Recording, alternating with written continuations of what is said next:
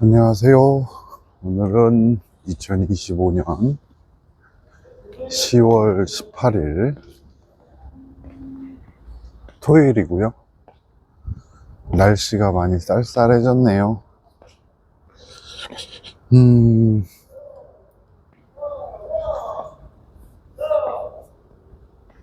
요즘이 아니죠. 어제 제 일신상에 직장 생활이겠죠. 큰 변화가 생겼는데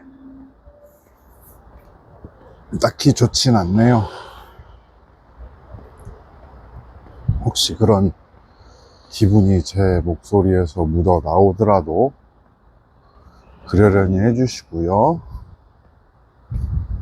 그 다음에 오늘 얘기해 볼 주제는요, 자산이란 무엇인가? 자산에 대해서 한번 얘기를 해볼게요. 예전에 나름 부자로 가는 3단계 세 가지 프로세서를 말씀드렸죠. 번 거보다 적게 써야 되고, 거기서 남은 돈으로 자산을 사야 된다.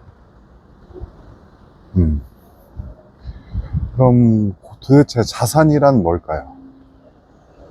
자산이란 건 이렇게 정의를 해볼 수 있을 것 같아요.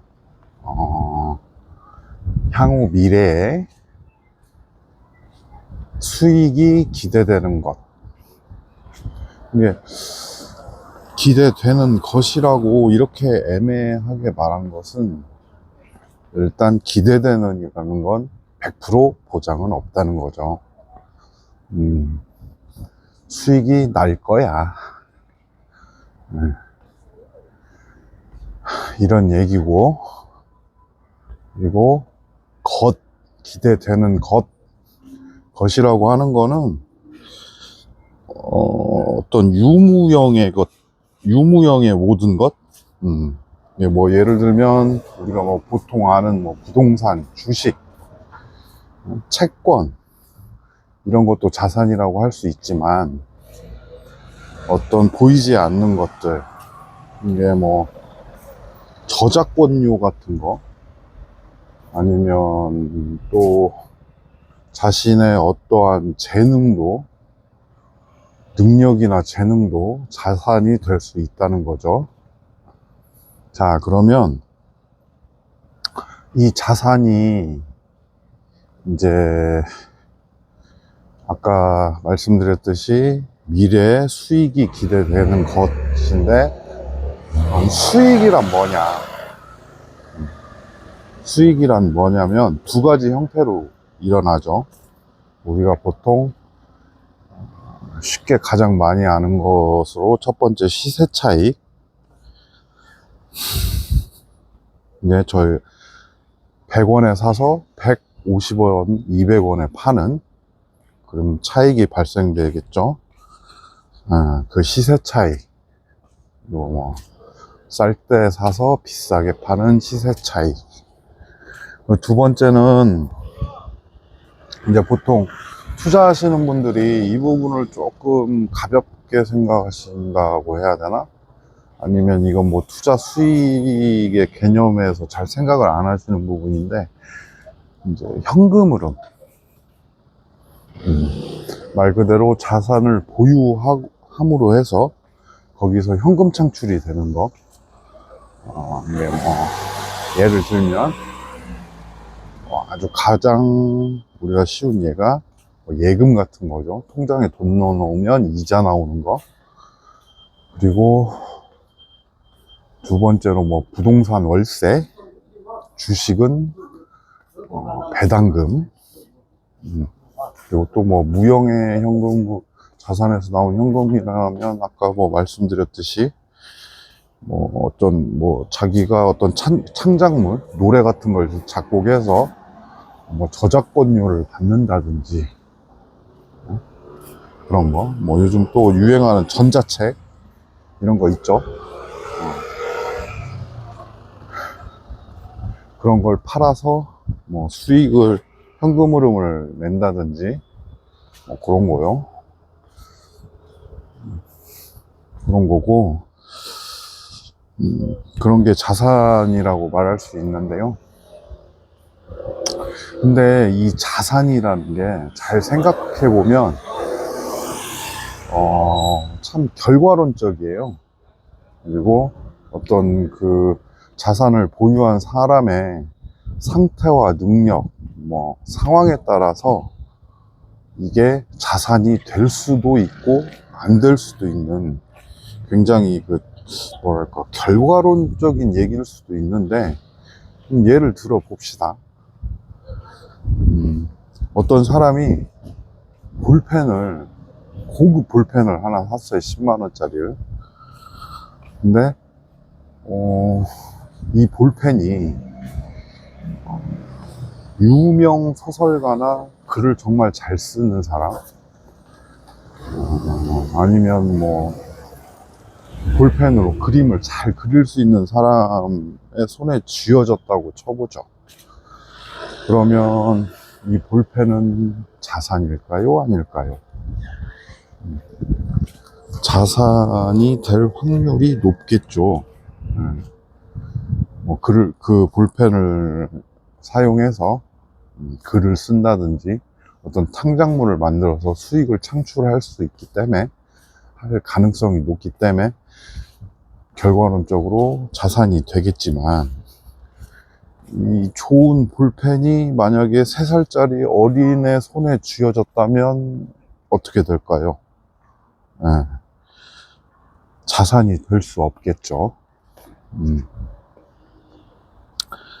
자산이 될 수 없을 겁니다. 오히려 자산보다도, 또 애들이 뭐 벽지에 낙서하고 그러면 이게 오히려 손실이 나겠죠.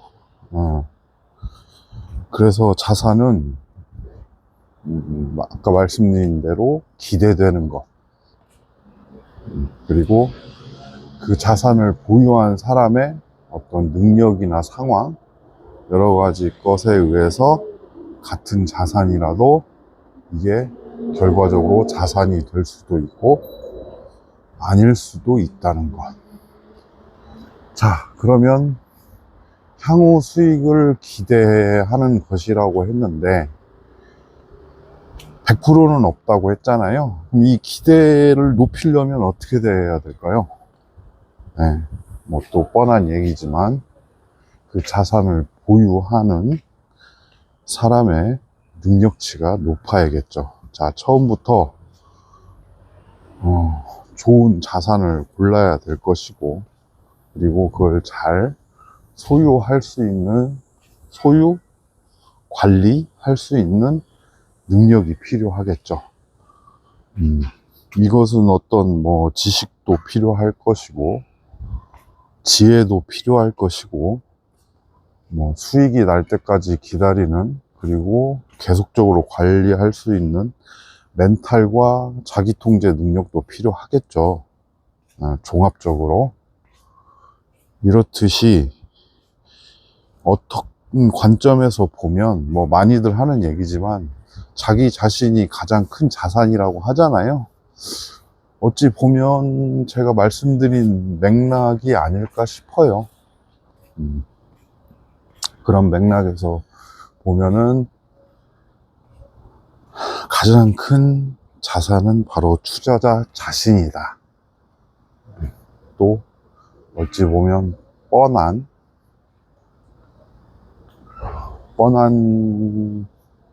결론으로 또 도달을 하게 되네요. 그럼 우리가 여기서 투자와 투기? 당연히 우리는 자산을 사는 것이 투자겠죠. 그러면 또 투자와 투기, 뭐 보통 이게 어떻게 다르냐고 얘기를 하잖아요. 뭐 여러 가지 방법이 뭐 그걸 구분할 수 있는 여러 가지 방법이 있겠지만, 그것도 결국은 투자자가 결정하는 것 같아요. 투자가 어떤 마인드로, 어떤 태도로 자산을 사고 그걸 관리하느냐. 그러니까 뭐 예를 들어서 우리가 칼을 생각을 해봅시다. 아까 볼펜하고 비슷하지만 이게 저희 딸과의 일화가 있어요. 이게 제가 투자에 관심이 있다 보니까 저희 딸한테 얘기를 했죠. 이제 주식에 대해서 이제 좀 주식 투자에 대해서 관심을 갖게 해보려고 대화를 나눈 적이 있는데 저희 큰딸이 대뜸 이런 얘기를 하더라고요. 아빠, 주식은 도박이야. 큰일 나 하면 이렇게 말을 하더라고요. 그래서 제가 얘기를 한 적이 있어요. 아니, 누가 그런 말을 해? 주식이 왜 도박이야? 그랬더니 우리 선생님이 뭐 물론 그런 얘기를 하는 이유를 모르는 건 아닌데 그래도 좀 그렇더라고요. 그래서 이제 제가 얘기를 했어요. 자, 박여마, 생각을 해봐. 자, 어떤 칼이 있어. 그러면 이 칼은 요리도 아주 유용한 요리 도구일까? 맛있는 요리를 할 수 있는 요리 도구일까? 사람을 해치는 흉기일까? 당연히 어떤 누군가에게 맛있는 요리를 하려고 하고 그럴 능력이 있는 사람의 손에 쥐어진다면 그거는 아주 중요한 유용한 요리 도구가 되겠죠. 근데 만약에 누군가를 해치려고 하고 누군가의 앙심을 품은 사람 손에 쥐어진다면 그건 흉기가 될 겁니다. 네. 쉽게 말하면 칼은 죄가 없어요. 칼은 변하지 않아요. 그냥 날카로운 면을 이용해서 무언가 물체를 자를 수 있는 도구일 뿐이죠. 근데 누구 손에 쥐어주냐에 따라서 이것이 흉기가 될 수도 있고 사람한테 이로움을 주는 맛있는 요리를 할 수 있는 도구가 되죠. 그래서 뭐 어떤 투기와 투자의 그것을 구분하는 또 중요한 어떤 요소는 투자자 자신이다. 자산도 마찬가지고요. 자산도 투자라는 것은 결국 자산을 사는 거니까요. 그래서 또 결론은 투자자 나 자신에게 모든 것이 달려 있다. 내가 산 것이 자산이 될지 쓰레기가 될지 내가 하고 있는 것이 투자가 될지 투기가 될지 그것은 모두 다 투자자 나 자신에게 달렸다. 예, 오늘의 결론입니다. 그러면 다음에 또 뵙도록 하겠습니다.